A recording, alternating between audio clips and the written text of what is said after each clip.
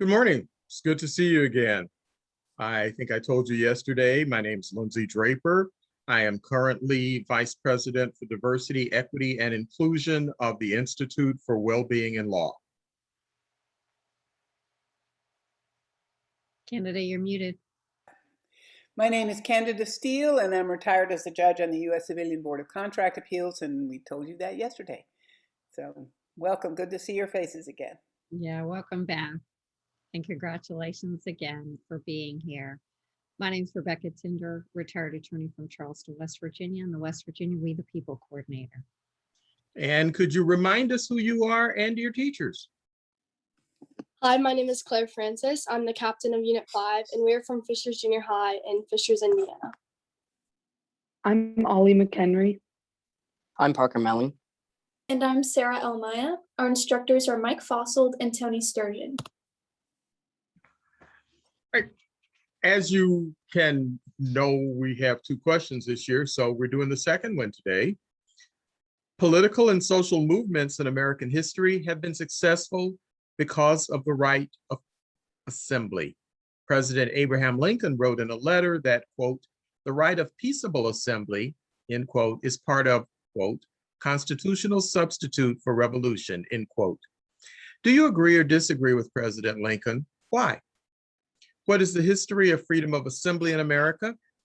What historical or contemporary evidence is there, if any, that political and social movements have led to significant changes in laws or policies?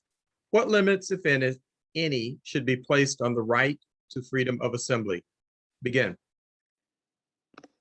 We agree with President Lincoln's idea that peaceful assemblies can have the same impact as a revolution without the violence. The women's suffrage parades of 1913, the Montgomery bus boycott, and the March for Our Lives protests of 2018 all support President Lincoln's statement. It's important that we have the right of peaceful assembly because the people need a way to get things done. Freedom of assembly was included in 4 state constitutions prior to 1787 as a companion to the freedom to petition the government. Although, when Congress was creating the Bill of Rights, there was some debate about including assembly. Virginia Representative John Page pointed out, if the people could be deprived of the power of assembling under any pretext whatsoever, they might be deprived of every other privilege. DeJong v. Oregon, 1937, incorporated the freedom of assembly to the states. DeJong had been in a public meeting hosted by the Communist Party focusing on alleged police brutality.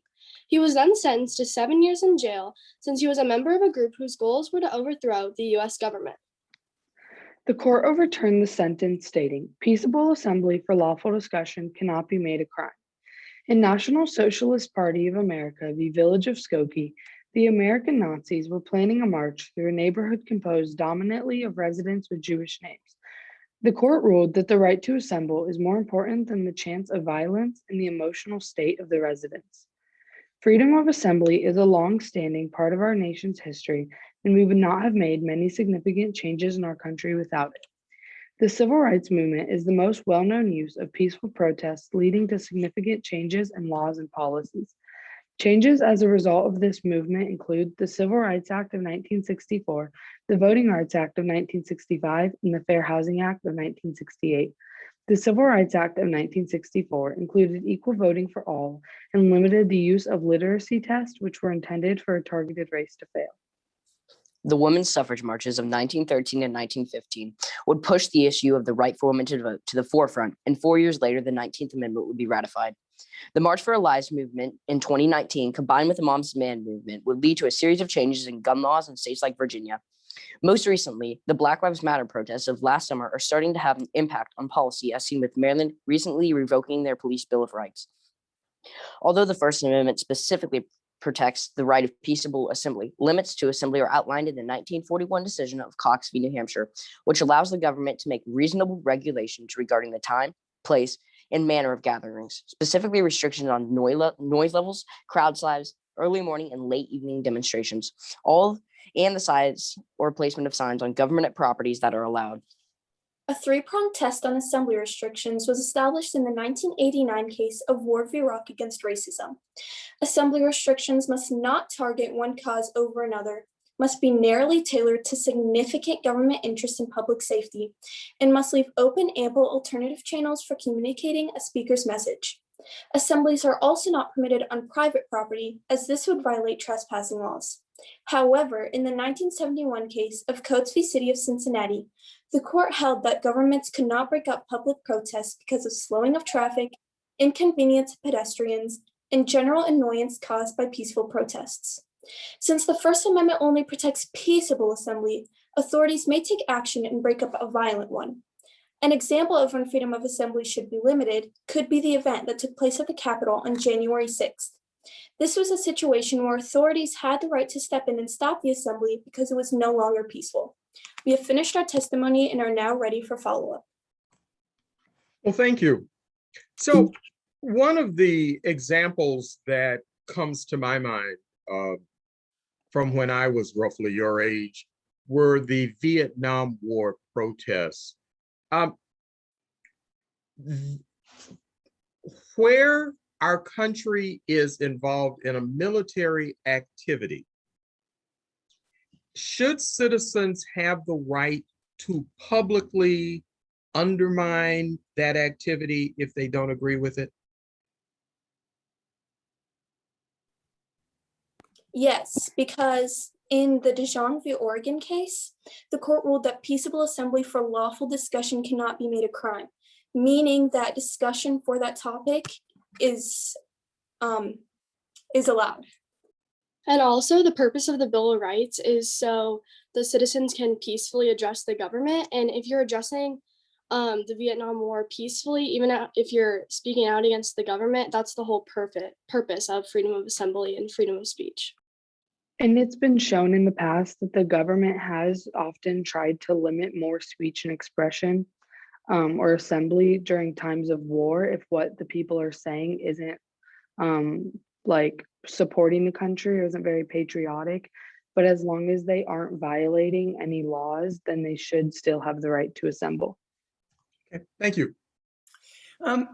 I saw last night on the news that Pittsburgh has decided to limit its police force in their response to peaceful protests. They now are not apparently allowed to use tear gas or rubber or wooden bullets or any other kind of assault on peaceful protesters. What do you think about that? Do you think that should expand or not? I think that makes sense, because if it's a peaceful protest, like it should be, then there's no reason for authorities to be using things like tear gas or rubber or wooden bullets. But I understand if the protest becomes violent and is no longer peaceful, then authorities taking action. Yeah, going back to Dijon versus Oregon, it's so police should not be able to use like tear gas and all these rubber and wooden bullets. I think that bill should be expanded because peaceable assembly is protected while violent is not. So if there is a peaceable assembly, then the authorities should have no right to be using any kind of assault on protesters. Yeah, and even if the protest has a few rioters in it, that doesn't make the protest as a whole a non-peaceful protest. And the police do not have the right to break up the protest, even if the protesters are blocking streets, because in the case Coates v. Cincinnati, the Supreme Court ruled that the police cannot break up protests, even if it's causing an inconvenience for pedestrians. You mentioned the Dijon case. In that case, the court held that freedom of assembly was as important as freedom of speech. Do you agree, and why? I do agree, because all of the First Amendment freedoms, speech, expression, assembly, the right to petition the government, are all a means for citizens to peacefully address the government. I also agree with Sarah building off that. I think the First Amendment, all these freedoms were mainly to kind of like, especially freedom of assembly, is to like kind of redress grievances towards the government. So I think, and they were not listed really in any particular like specific order of importance or anything. So I think all of those First Amendment freedoms should be held as equal. Well, I think we just exercise our free speech? We don't really need to get together. freedom of assembly is as important as free speech, because if we're just using our speech and not like bringing people together, I don't think it helps get the message across as well as or of how many people are supporting this topic and want to either end something or change something. But when there's assemblies, especially if it's something like the Black Lives Matter protest, where there are assemblies for the same cause all across our country, it shows just how many people are fighting for this change. Yeah, I think that if people weren't able to assemble, people wouldn't be noticed as much and they couldn't get their ideas across because the Black Lives Matter protests this summer were actually noticed in Maryland as Maryland revoked their police bill of rights. Furthermore, but No, go ahead, Parker. furthermore, building off of Claire, another example would be the civil rights movement, as the freedom of assembly had really showed how the freedom of assembly can lead to significant changes in policies and laws in government. And also the women's suffrage movement, which later leads to the ratification of the 19th Amendment, allowing women the right to vote. One of the more interesting major marches on Washington for me would be the 1920s, when in 2 different years, thousands of members of the Ku Klux Klan marched in Washington in their robes. They clearly were trying to influence policy. Do you have does the fact that they were trying to advance ideas change any of what you have to say? It does not change what I say, because although someone may not morally agree with what someone's promoting by assembling, that doesn't change the fact that you can't limit someone's freedom of assembly just because you don't agree with the topic there. They still have just as much right to assemble as someone who's promoting something more peaceful. I agree. I think this also goes back to the case Snyder v. Phelps, 2011, because the government was not able to break that assembly up, even though they didn't like what was being said at the funeral. Can you Also- explain that more? Sorry. Can you repeat your question? Sorry, I didn't hear you. I'm sorry. Can you explain that case a little more? Yeah, in Snyder v. Phelps, the Westboro Baptist Church was assembling at a fallen soldier's funeral. Thank you.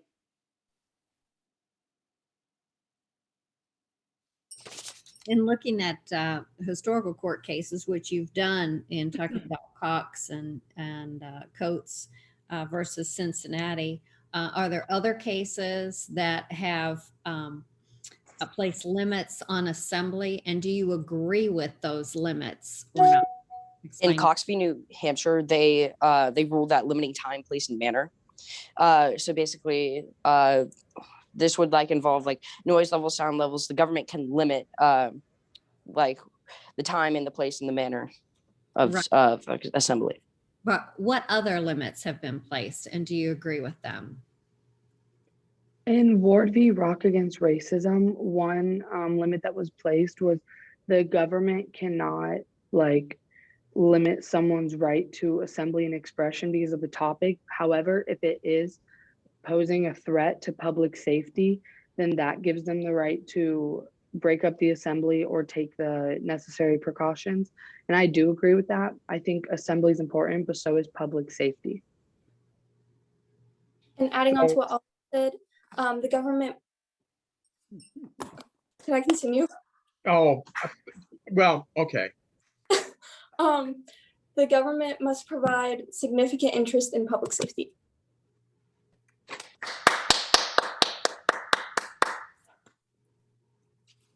You have been quite enlightening, a pleasure to listen to. I am really thrilled that you have talked not just about the cases, the examples from our history, the suffrage movement, the women's suffrage movement, specifically you talked about the Montgomery bus boycott, but it really would have been, I think, pretty much the civil rights era movement of the 60s, but also you brought it into the 21st century with the March for Our Lives. That that resonated greatly with me. You talked about some of the important cases, and I liked the responses you had to the questions that we asked. You've been just a pleasure to listen to. Congratulations. Thank you. I agree. I thought that was really a lovely presentation, well-rounded, well balanced, bringing up people that we support and people that we don't, or that we, one would support and might not, and yet they still have as much of a right as anybody else to protest. I also especially appreciated the Maryland revoking the police rights just in the past week or two. Thank you. I think you did a really excellent job. I hope you've had fun doing this, because you all did a really sterling job, and I hope it carries you into your future and you maintain your interest in what goes on in the world and our politics. Thank you. It's a pleasure talking with you. Thank you, and congratulations again. I too echo the comments of my colleagues. I think you did a great job going through the history and giving us a number of court cases and the years, so we could travel through the years with you as we were coming into the present, all the way up to January 6th. And as the others, I particularly enjoyed the Q&A portion where you were able to discuss in more detail your understanding of assembly and its importance, and how it's the same but different than the other rights that are found in the First Amendment. I liked that you were focused on the difference between peaceful assembly versus violent acts that are occurring, or illegal acts that are occurring during assemblies, and that you were able to pull in Snyder versus Phelps in the Q&A portion, which was not part of your, at least according to my notes, not part of your 4-minute prepared remarks. And you were able to relate that to the question that was asked, which I think was extremely insightful. So I think you did an excellent job. Thanks again, team. Thanks, Mr. Fassel and Mr. Sturgeon, for your hard work. Really appreciate it. Everybody enjoy the rest of your Sunday, and good luck. Thank you. Guys, thank you so Thank much you. for Thank you. doing this.